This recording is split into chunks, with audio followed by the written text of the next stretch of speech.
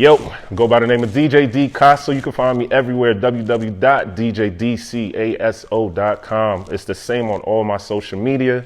You now tuned in to ItsLitBoston. DJ Dcaso. What's going on, King? How you doing, bro? My boy, how's everything, sir? Still surviving 2021. You ain't surviving, son. You thriving. It's the difference. You thriving. You're thriving. Wait, say it again? What's You're that? not surviving. You're thriving. It's a big difference. I'm putting that in there. Oh, come on, sir. It's a difference. How's your 2021 treating you? I'm blessed. I'm black. I'm free. I'm still here. I'm breathing, and I'm still working quietly, man. I'm doing the things I need to. That's all that matters. How was the COVID situation been for you for the past 2 years? It's been a blessing in disguise, honestly. Before that, I literally was just bouncing around, like just thinking life was amazing. Like I was like, I got my stride. Life is good. And then I'm literally I was in Belgium. I forgot where I was. I was in some other country, March. They were like, yo, if you don't come back right now, you're going to be stuck out there. I came back, literally, I want to say a week after everything started happening, and then just seeing like the ability to not make money go down so quick after I just like worked my ass off for the last couple of years to finally get to that point. It was crazy. So it was a lovely thing because it finally put me to a place where you need to have multiple sources of income so that I don't necessarily have to be out there working to bring in income. So it taught me that. I feel like the pandemic either elevated your hustle or you got lost in the shuffle. Very much so. Bro, it shows you the America that we live in. Yeah. I mean, it's one of those things you can't ever be upset about stuff that you already know. I mean, we knew America was racist. We knew that it didn't work for the people that look like us. It's just a fact. So for me, it's like, again, stop complaining about the things that we can't fix or we can't fix in the moment. Try to figure out your way around it. I mean, that's either through education, educating yourself on new forms of hustle. Like one of my big homies, Shorty Slim, B.O.B.'s DJ. Best piece of advice he ever told me. He was like, you have YouTube. YouTube, if you actually care about something, you can go on YouTube, learn a new skill, mad quick, put that same information back on YouTube and start getting those views up. He's like, people are just thinking really small. I was like, damn, bro.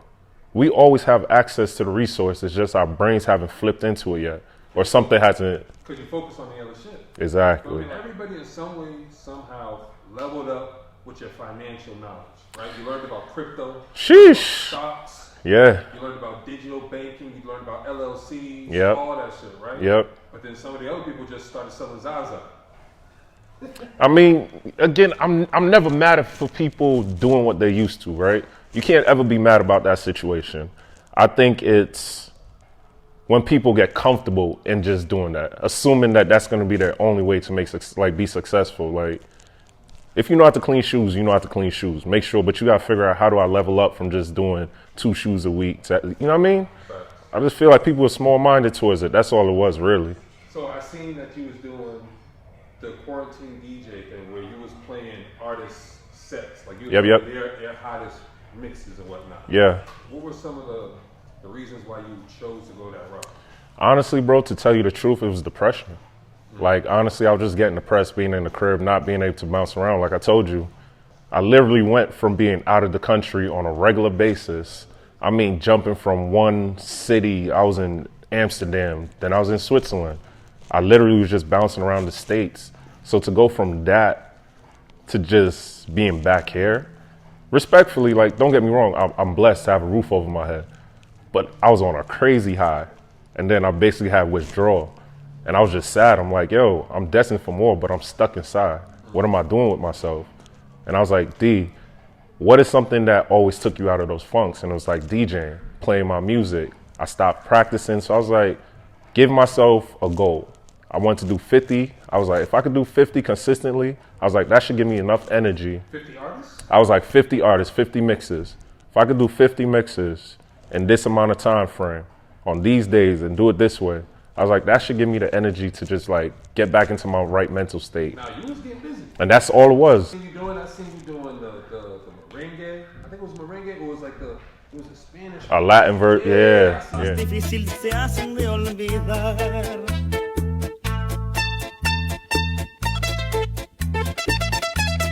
Yeah. R&B shit. You was doing Mary J. Blige. Trying to do Afrobeat. I was trying to just find all the samples because it's something I've always been into.